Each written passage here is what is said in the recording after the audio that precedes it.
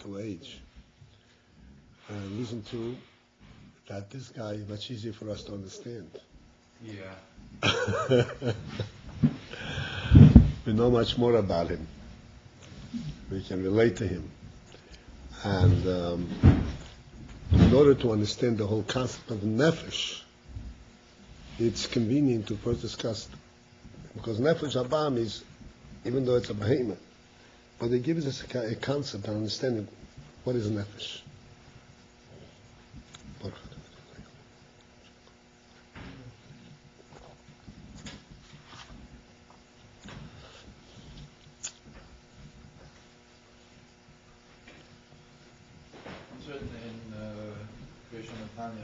Says that the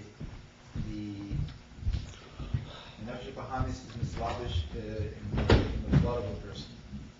So it says in order to be mislavish in the blood, so you have to follow the mashal of the lavush, that has to be fitting the person. Meaning it can't be too small or too big for the person. It has to be able to fit it.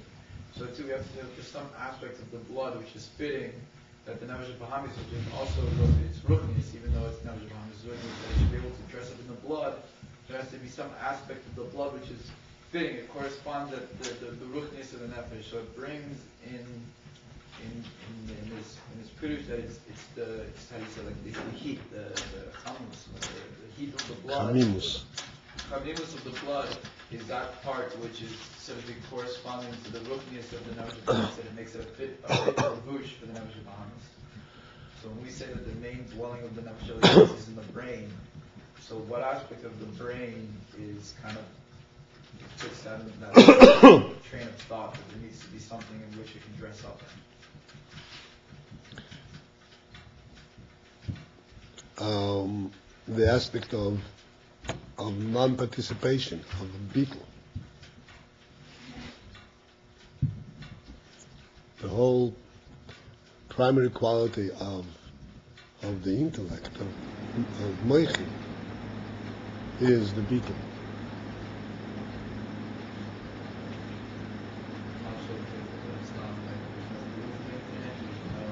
Well, first of all, of course, there's no movement.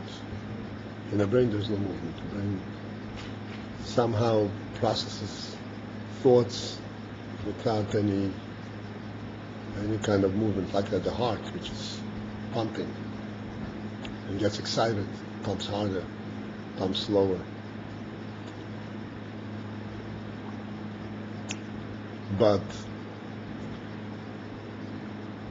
the whole phenomenon of seichel, of knowledge, of knowing something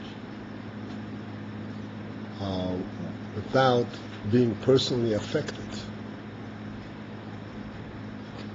is only possible when you have bina.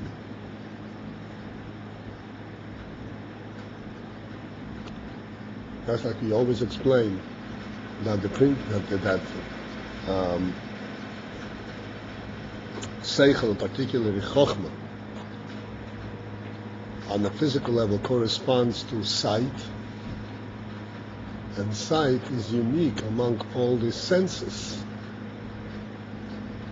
in that it sees without being personally touched or affected by that which it sees.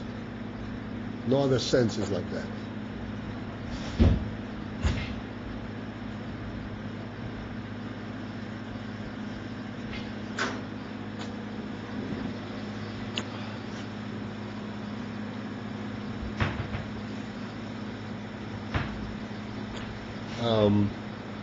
We're all here, basically, we're supposed to be here. Yeah, Maisha. What? He was here a moment ago. He was here for the share.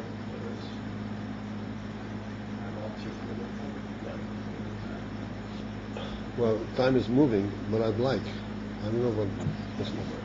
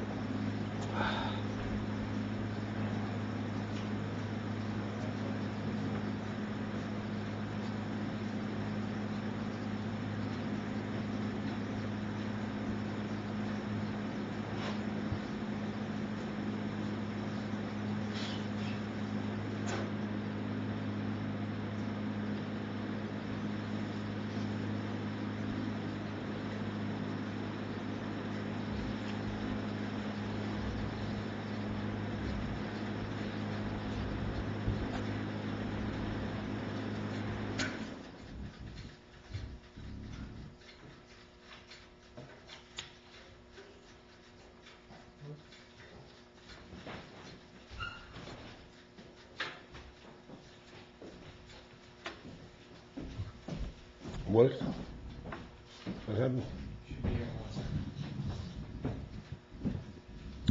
1 second.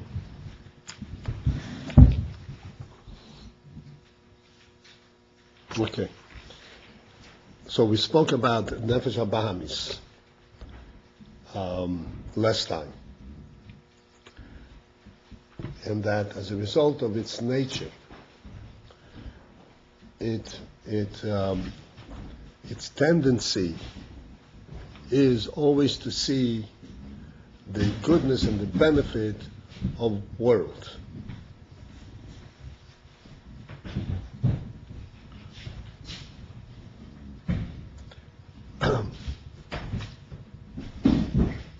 And as we discussed, world in essence is that there is something tangible that it can relate to and it can take for itself. It can actually feel it and experience it.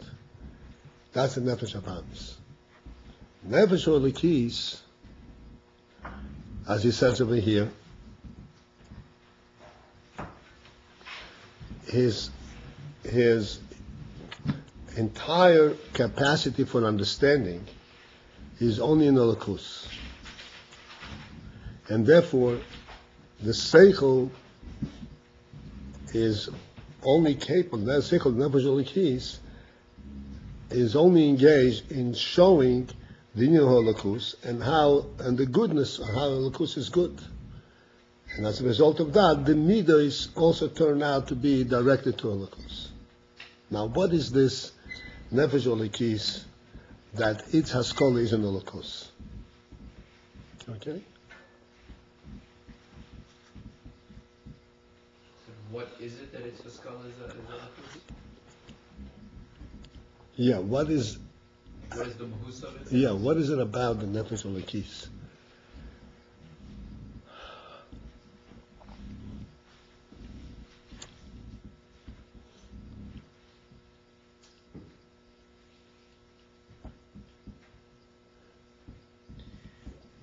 Elokus, we spoke about it, mentioned many times, that what is, the way that we can express Elokus. Elokus is something which is truly beyond our capacity for defining. There's no definition to Elokus. Describing. Okay? You know what describing means? Describing like how it's look, what is Yeah. Defining or it's not like how big is it? How small is it? Atzilus and not, it's not Atzilus. What? You cannot describe what place is this, like higher than Atzilus, lower than Atzilus. No, we're talking about the principle, the idea of Elokus. What do we call Elokus? What do we mean when we say Elokus?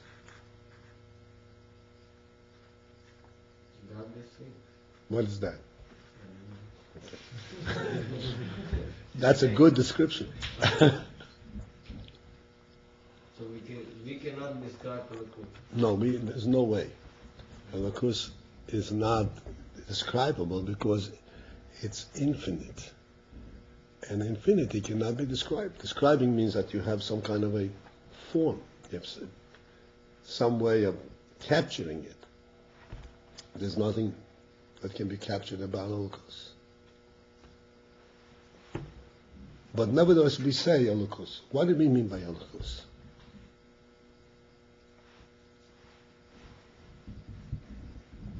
I see that this is something which really is kind of struck a note over here. So I'll go back to the basics. I thought we discussed it many times.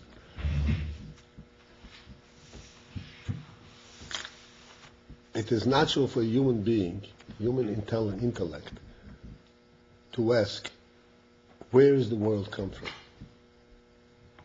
Right? The world per se is such a presence that begs for an explanation where it's coming from. It clearly is coming from someplace. And it begs for explanation. What is it about? Where is it coming from? And we answer, God created it. If we listen to the answer and we understand the answer, I don't want to go through all the possibilities otherwise. But if we are serious and if the answer makes sense to us, that means that when we say God, that answers all the questions. We don't have a question, but who created God? If God is in the same realm of existence like world, just like world, we have a question. Where does it come from? So then by answering God created it, it's just kind of transpositioning the question. Asking the world, so it's not answering anything.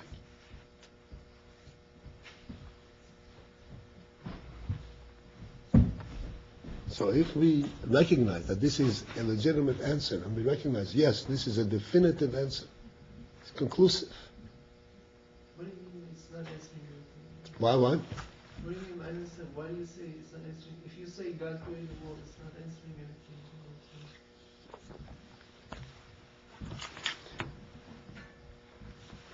I'm saying no. I'm saying if we understand of our comprehension and our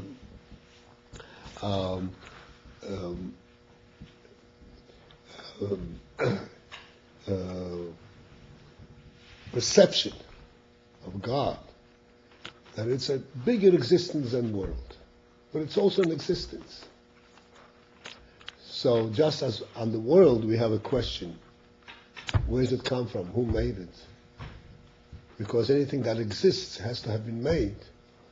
So then God's existence, which is a bigger existence, also will beg the question, where does that existence come from? But we don't have that question. Why not? Because we understand the word God, that it's not on par with world. It's a different kind of existence. On world we do have a question, but on God we don't have that question. It's not an existence that begs an explanation. Where does it come from?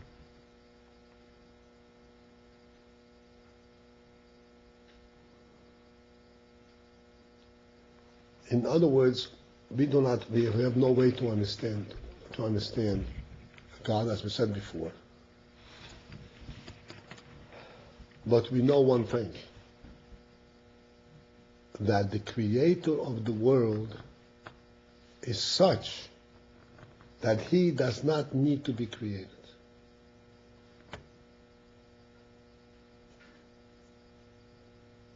His presence is of such a category, such a level of truth, of reality, that doesn't need to be created.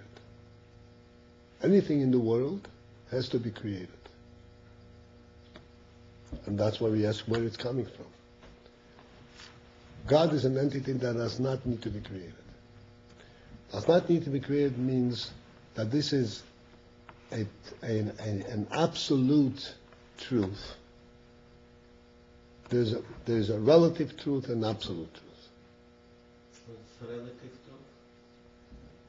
Relative means Yachasit. Yachasit, comparatively. And there's an absolute. When you say something is Yachasit, anything that can have can have a relative comparison,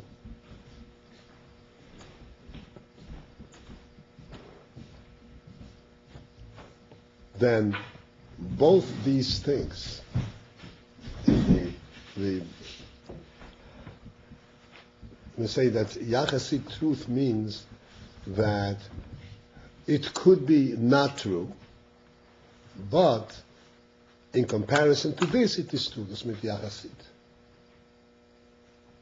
Relative. So God is relative truth. No, right? No.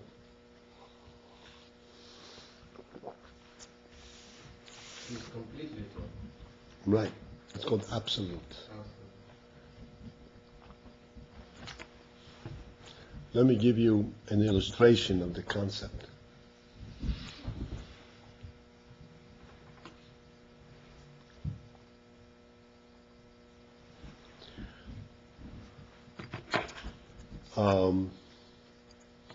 This is a watch. And a watch is supposed to tell time. Okay. Now,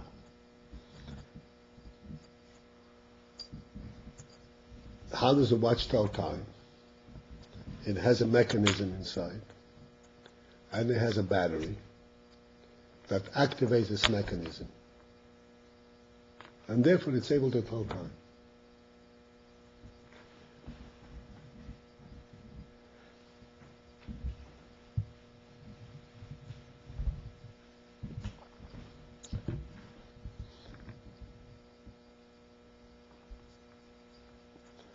And how does it tell the time? It moves around the handles, the minute handle, the hour handle, it moves it around. And it moves it around at a certain speed, and this is how we can tell time. Right? Now,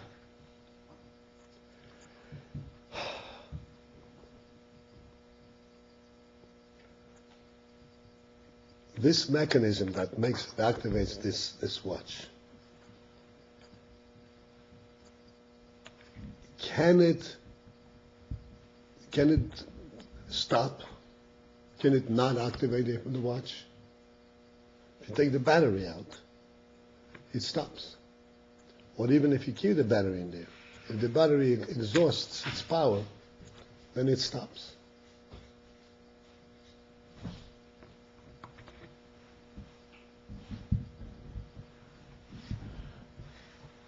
Therefore, this fact that this watch is a watch and it shows time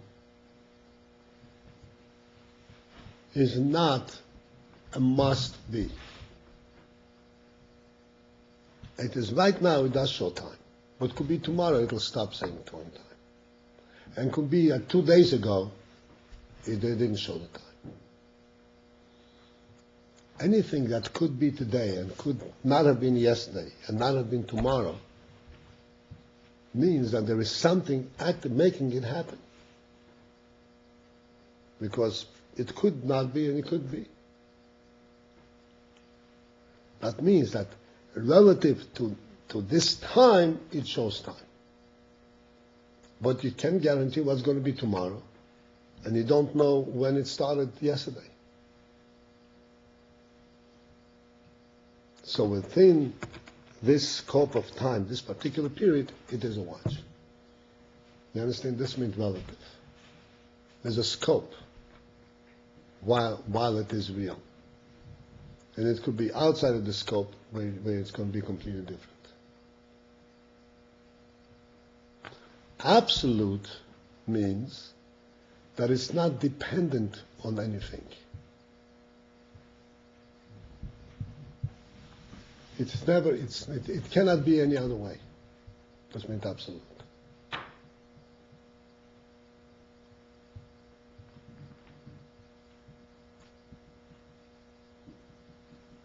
Okay? So we don't have anything in the world which is not dependent on the us, right? In the world, everything is relative.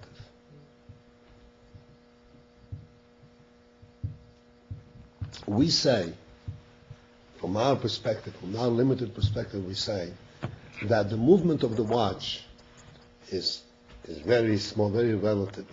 But the movement of the sun, that's absolute.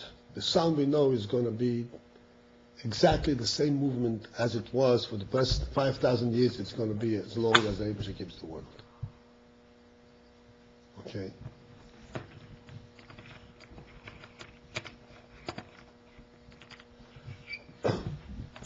So, in comparison to the watch, that's an absolute.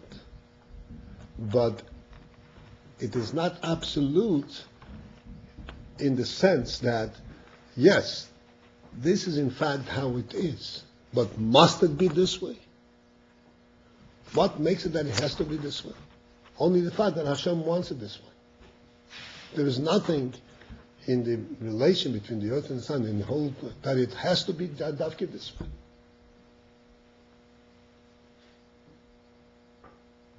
Conceivably, it can change. If it doesn't change, then there is a reason why it doesn't. What? Couldn't you say that everything that God wants acquires the quality of being absolute? I mean, the fact that we know God is never going to not want it makes it absolute, no? You couldn't say It is not absolute in itself. It is absolute because of God's will. So it's God's will that's there, that's absolute, not the object itself. Like we discussed many times, that the world could in fact be destroyed. But it cannot be destroyed because there is a godly will for it to exist.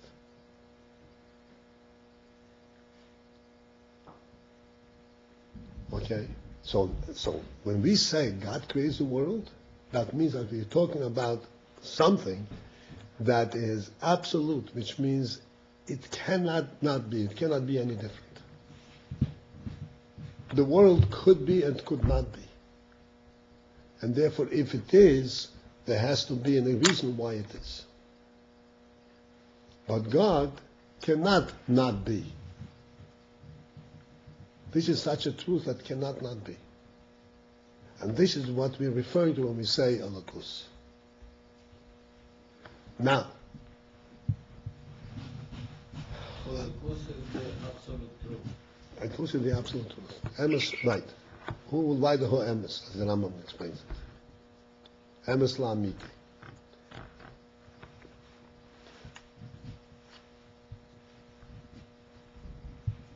Recognizing this,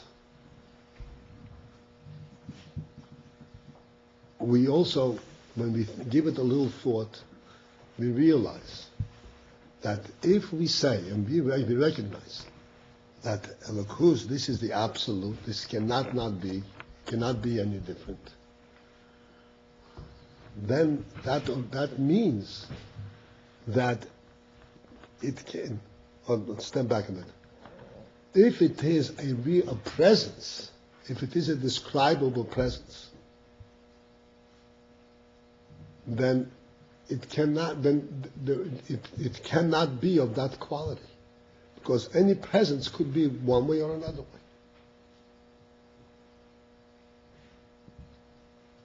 Present is what happened right now. What exists? Any presence could be one way or the other way, or any number of ways. That means that when we say Elokus, without realizing it, but this is the concept which is clear to us, that this is not a presence. How can there be something that exists and it's not a presence? This is where we get stopped. We have no way to explain it. Okay, what something exists? It exists, but it's not a presence. In the words of the Rambam, this is, see if you can follow this, Nimtza shaloi b'mtzius nimtza. Shaloi b'mtzius nimtza. Nimsa shall be Mitzias Nimsa. Right. He is nimtza, but not in the mitzius of a nimtza. So because the nimtza means only that he is not there. Not that he is there in a positive sense, and he is there on mitzias. Because he is not mitzias nimtza. It's like saying his nimtza and more. No. Because the word nimtza, this is the poverty, so to speak, of our language and our way of thinking. When we say something exists, because we always think in the worldly terms. When we say something exists, we immediately mean something has a positive presence. It exists because it expresses itself. It makes itself known. It's doing something. But Hashem does not have that type of existence. So this is why we immediately qualify. We say, He is Nimtza. But not that He is Nimtza because of a positive presence. He makes Himself be. The reason we say Nimtza is because He is not Nimtza. But not because there is something there that is Nimtza. Because if it were something that is Nimtza, then He would not be absolute. then we will have a question, where is it coming from?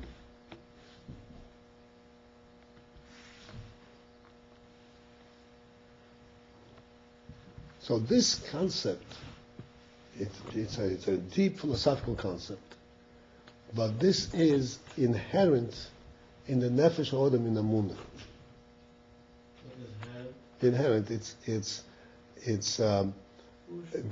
part of. It's automatically recognized in the nefesh. Particularly in the nefesh ha'elokis. The nefesh ha'elokis absolutely recognizes that the only true presence, as far as the nefesh ha'elokis is concerned, is an absolute presence.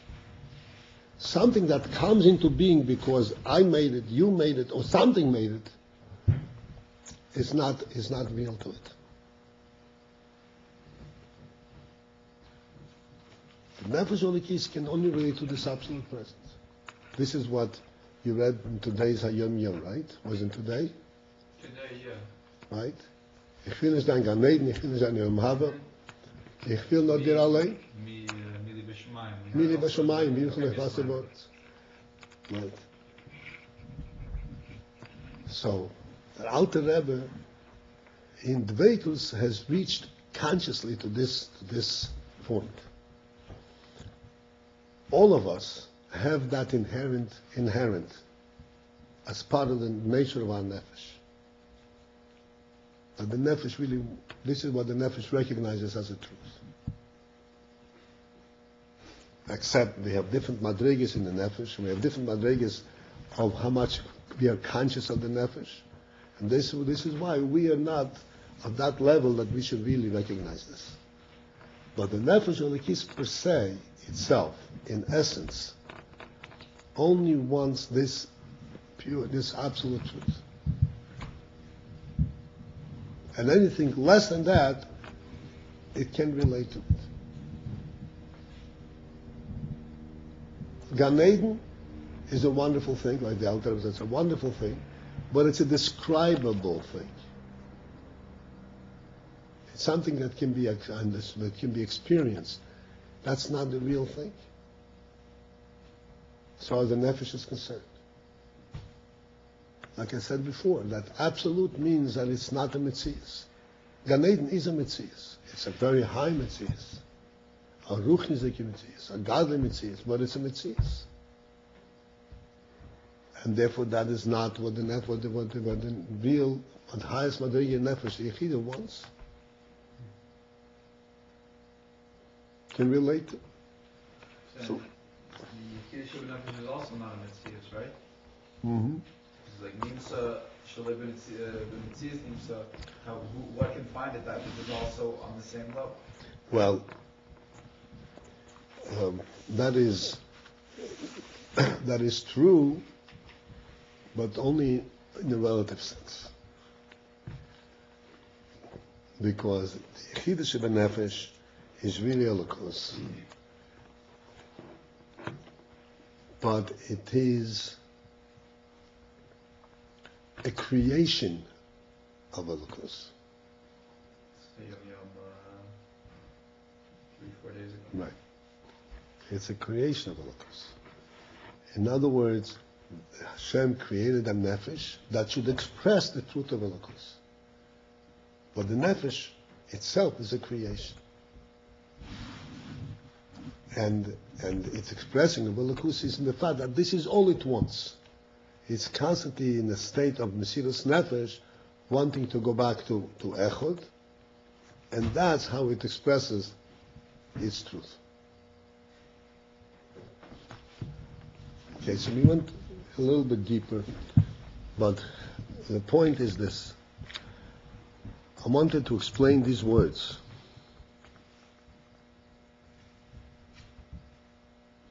Ba'nefesh ha'elokis. We are on the line which is about a third down the page, on 173. The line begins V'hainu. You all have it? Right, at the end of the line, towards the end of the line. David, you have it? Three lines down? No, I didn't catch the line. It's about a third the page down, 173. And the line starts v'hainu. At the end of the line, v'hanefesh ho'elikis, kol haskolosei v'hasogosei hu be'elokus. The only thing he can understand is in elokus. Anything that's not in elokus is not real to the nefesh elokus. I don't know what you're talking about.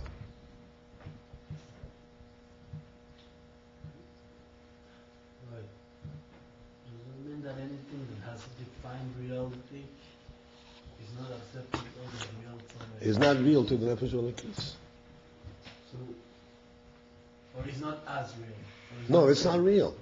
He doesn't understand it. Doesn't know what it's about. But isn't it that, for example, Gan Eden, is like you explained, it's something that has a definition, so that's not real for them. No. So then there's madregas. In the lakus itself, there's madregas. Okay, but it has to be a lakus, and the lowest, the simplest, and what's the most fundamental definition of a lakus is that it's a truth, an absolute truth in itself, but not there's madregas in this.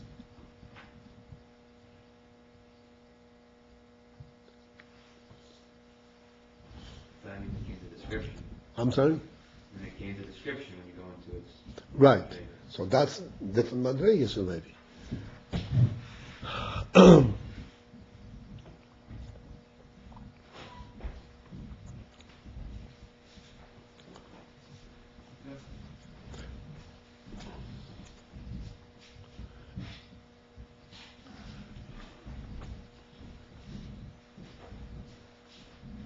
All right. We have to limit our discussion. We'll still have more chances of this. But this is the point which I wanted we should understand these few words.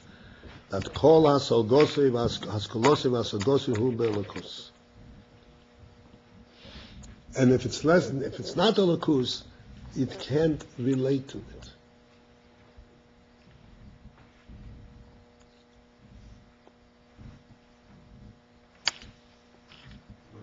When you said the Rambam said Nimsa Shlo V'Tzias Nimsa, Right.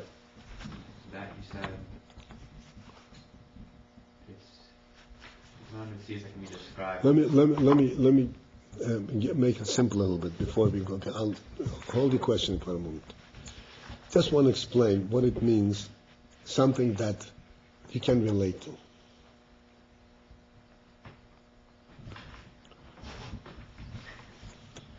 We have, in our world, we have what we call politics. And politics takes on a broad variety of activity, a variety of approaches. Variety, different ways. Okay.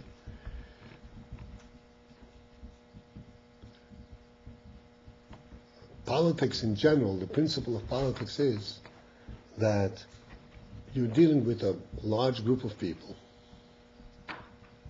with a country, with a large group of people, and you want to lead these people in a certain direction, a certain way.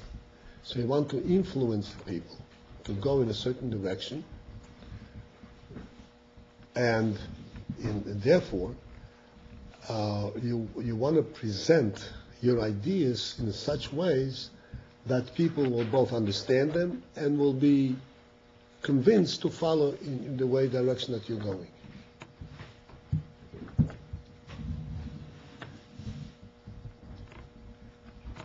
Because of this, because you're trying to influence people, it also degenerates. It sometimes goes very low. And you start saying half-truths. And sometimes that's something that's completely not true. And then you find ways to explain yourself and to answer for yourself.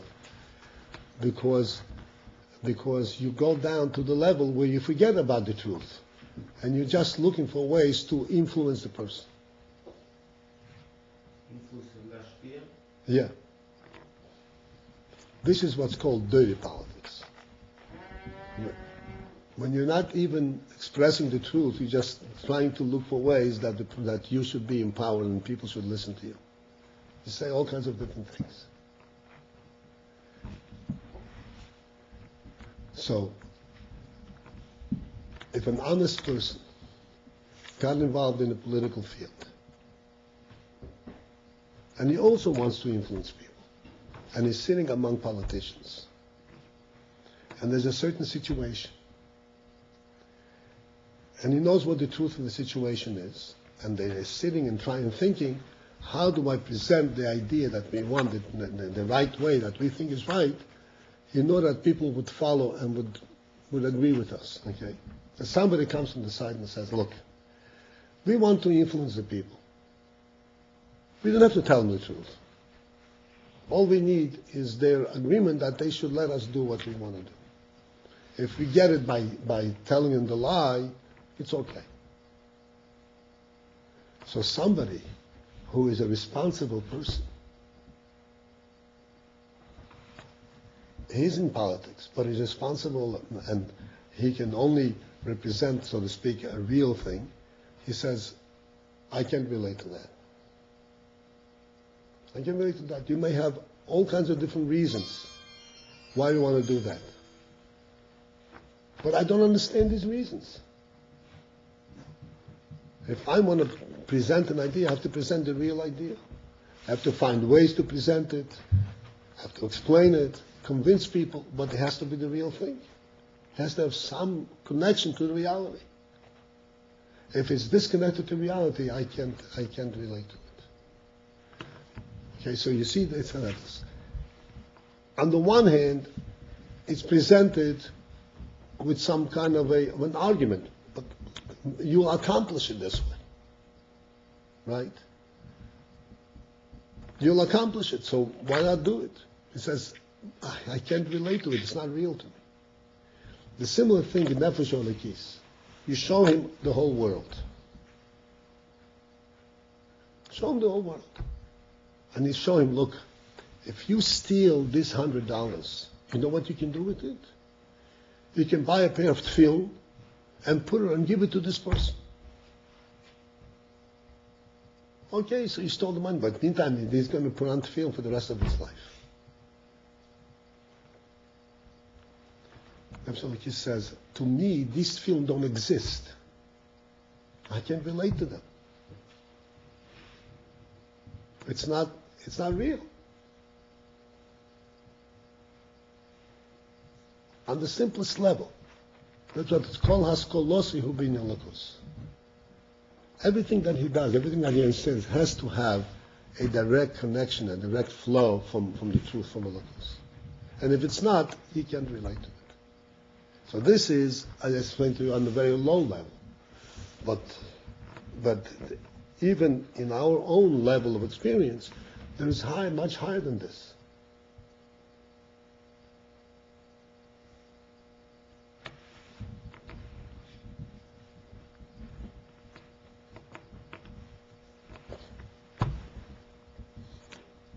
If I'm supposed to daven, and you tell them, listen, daven, it looks good. People will think well of you. Well, that's convincing Nefesh Olekis. People will think that well of you, will think that you are frumarid. Is that convincing to him? He'll get sick. I want to daven. I have to know what I'm doing.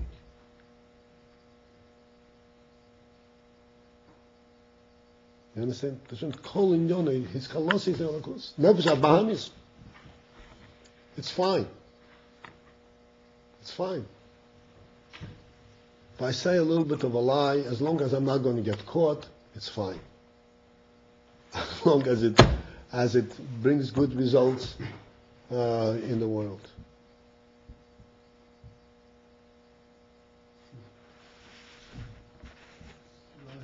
Yeah. Is it like maybe is it like something like opposite, like something like opposite to what we explained in the other classes about the nefesh abami is the person that does everything cold, that he doesn't care about the meaning of things, but he only does them like it's not real. Like this would be exactly the other side, like Yeah, he it's- cannot relate to anything that is not completely connected to a true thing. That is Yeah. not like Yeah. It has to be true in itself, not because I make it look true. Or I'm, So this could be also in higher levels, right? Like after I don't want them alien, I want. that's right. That's what- Yeah, of course. Like I said, this is the highest in Yonim. But this, the Nefesh Olikis, he does not understand world. Because world is not a real truth.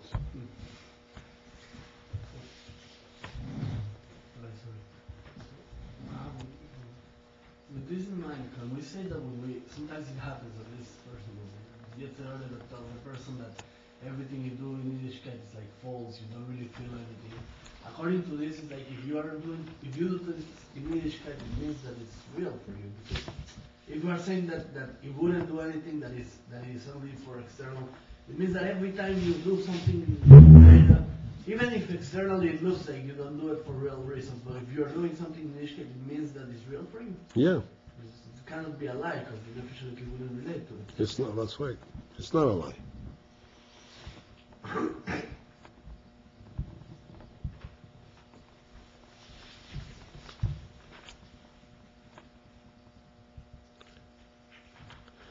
Okay, so he has kola is belakus, who misboinen umara besichle, and he reflects, and he is able to show with his seichel eich shalakus toif, the goodness of alakus.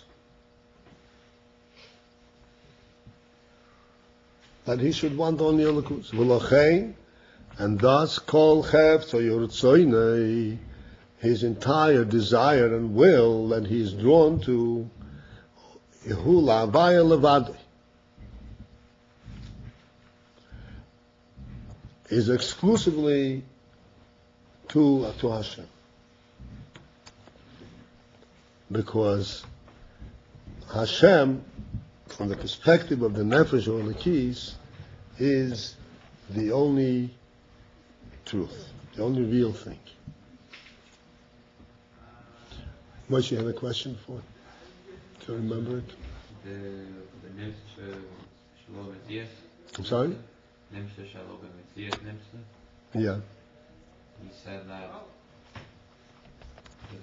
this definition shows that Elikus is. I just was trying to remember what you said. That it's There present isn't- not because of something else. He said it's present just not because of something else. That's what you brought Right, up. it's not right. It's not a presence because of some positive expression of its presence. It's not a presence because it makes itself like this table is here. Why? Because it makes itself known to us. It's not here because it must be here. It's here because we see it. It happens to be there. It expresses, it makes itself known to us.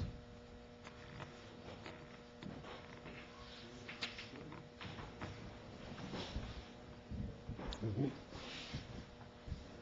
Business?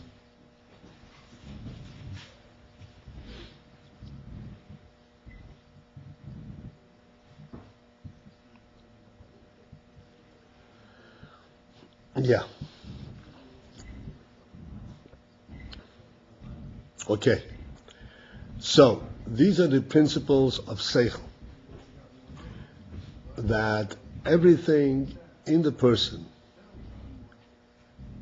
depends on the Seichel. Even though he has midos inherently, naturally, but the midos will not come forth, will not become active without the Seichel arousing them. And the Seichel it depends what kind of seichel it is. If it's seichel nefesh abahamis, so he arouses them to inyonim from world. And seichel nefesh olikis shows the opposite, shows the goodness and elikus, and therefore he's aroused to draw on and to desire elikus. We have like one midah or nefesh lahid. The kid have midas and nefesh lahid have midas. Or it's like one kli, and one time nefesh lahid can use this, and one time nefesh behemet can use it. No, we have two separate nefashos. And just as the nefesh or lekis relates only to lekus, its seichel is an olekus and its midas are to olekus.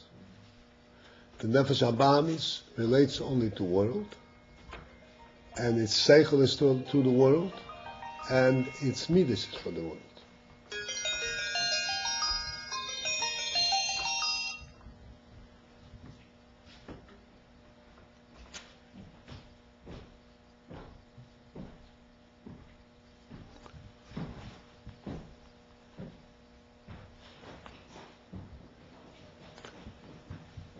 So the midas of the nefesh elokis inherently also from God of the Right.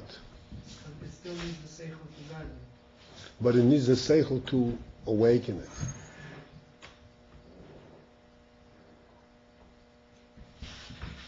To arouse it.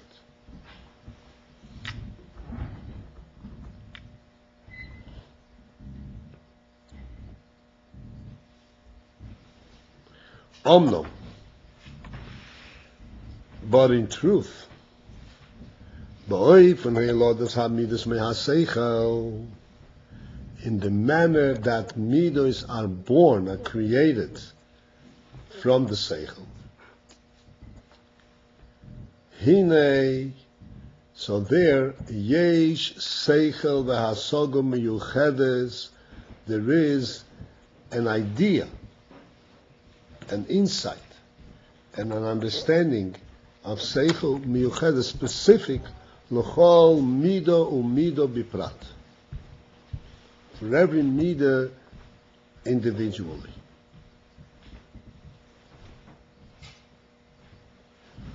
To arouse any particular midah, it is not enough for the nefesh olikis to think about elikus. You have to think about elikus in a manner, in a perspective that pertains to a particular attitude, a particular midah. Ukmoi midos chesed ugvura.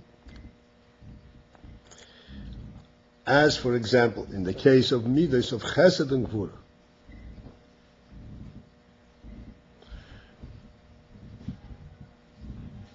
Sheheim ba'avoido ahavo v'yira. Practically speaking, in avoido, that translates into ahavo v'yira.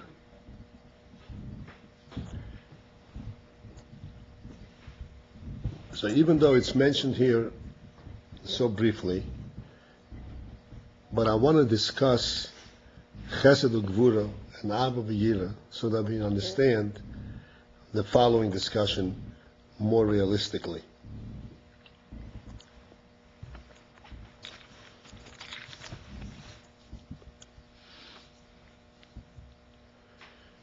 Chesed and gvura, these are two qualities in the nefesh, two midas.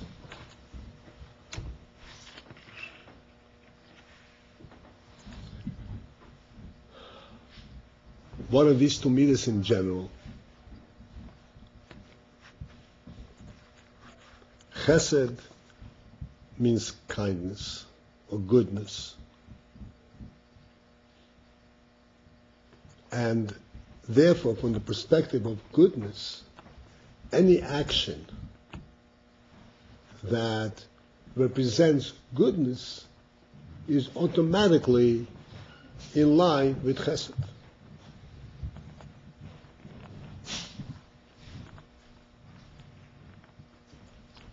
It's an action of goodness.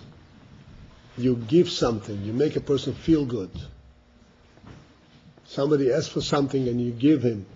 That's goodness.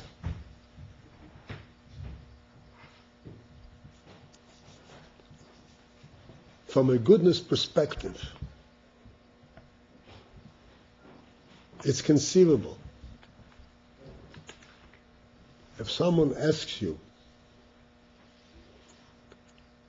for something that's harmful to them, you will feel bad not to give it to them. Because how can I refuse? He's asking me for it. That's goodness.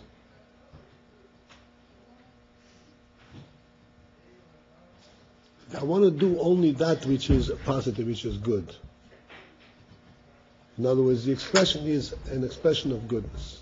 If I say no, that's an expression of negative. I can't be negative. I can only be positive. That's chesed. In other words, chesed is an expression of uncontrolled, unlimited openness.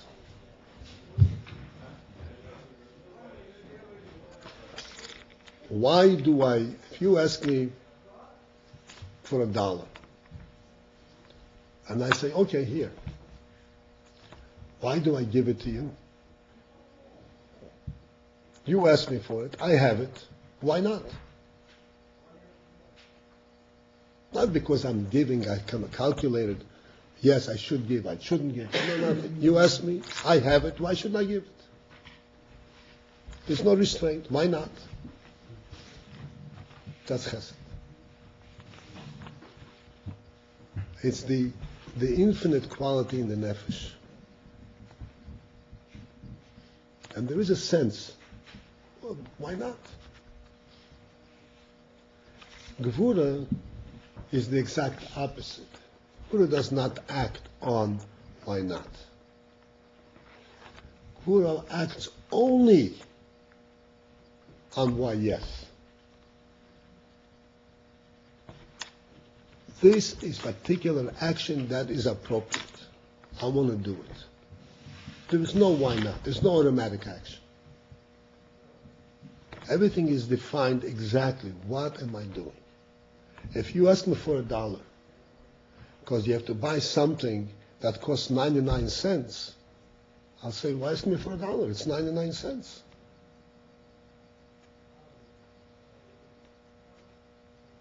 You understand the point? Everything has to be exactly, precisely defined. And if it's not identified, apparently it's important. Just 1 second, I'll call you. Hello, Rishula. I'll call you back. I'm middle of class. I'll call you back. Okay. You understand the point? Let's say chesed and gvur. Chesed means complete openness, unbridled, unrestrained. And gevura means only restrained, not because I'm restrained, I'm cutting up. No.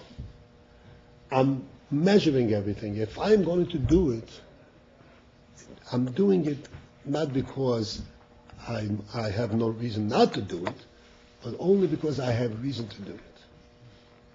And a precise reason to do it, and I'm going to do it to the extent that the reason justifies to do it. Not a moment beyond that. This is called gvuris koshes. No give, no extension.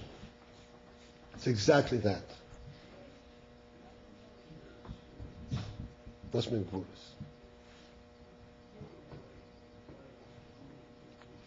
Both of these qualities of chesed and gvura are midos that are inherent in the nefesh.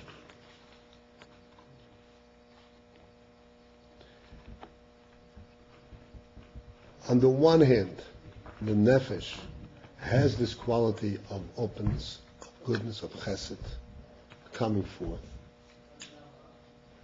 On the other hand, the nefesh also has the quality of what's right.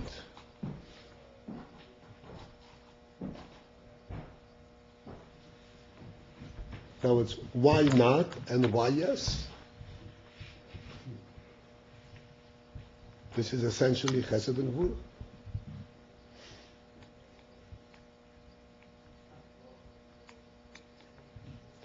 The Shemesh, the sun, is called Shemesh Tzedakah. There's a posuk, Shemesh Tzedakah Marpe B'chnafeh. Why is it called Tzedakah? Because the sun just comes out and shines.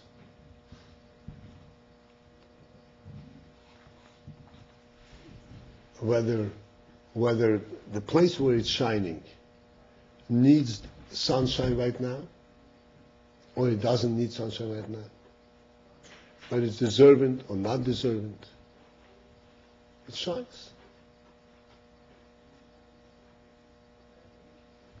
By Zdoim, it says by Zdoim, that Zdoim was destroyed,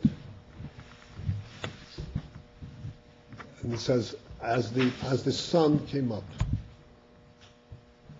Hashem Mashiach and sun. In other words, Zdoim was deserving to be destroyed, and they were going to be destroyed, turned over and destroyed and wiped out. The sun shone over there too. Why not?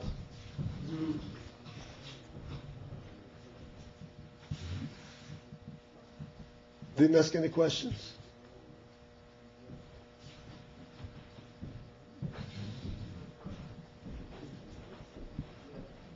This quality exists in the nefesh. I don't, why not? But then there is also another much more purposeful, coming from a purposeful perspective, the Gevurah. No, it has to be right, there has to be a purpose. And if not, I'm not giving. Like it says, in Avodah, this translates in Ahava V'Yirah.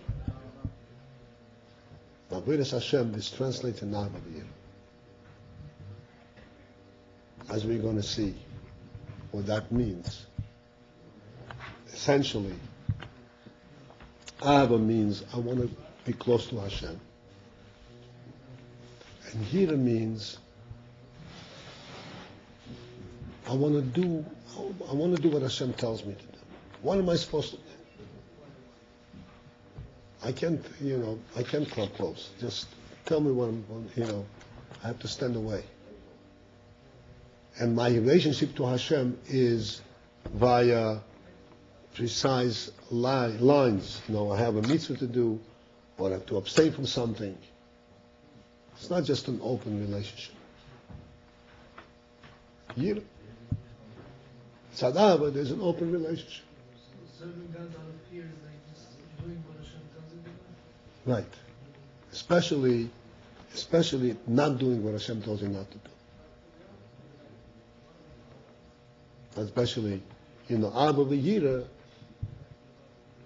is the Morki, as the Alter Rebbe says, of Mitzvah Aseh, Mitzvah Leisas.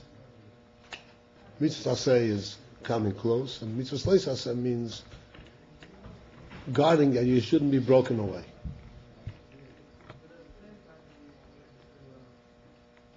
Okay? This is it for today, gentlemen.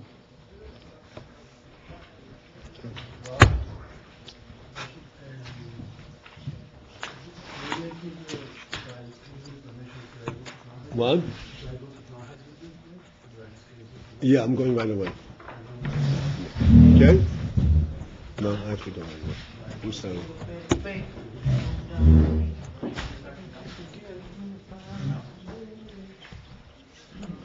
I have a Fabrengen in town. You're welcome to come. I have a Fabrengen? Yeah. I want to be there. We have a class. We have a class. Where are I? My house. We have the class in my house tonight. Yeshua is coming tonight. Okay. This is still on record? It'll be deleted, huh? What? It'll be deleted. What will delete? The end? You have to edit everything. Huh? I does. Oh?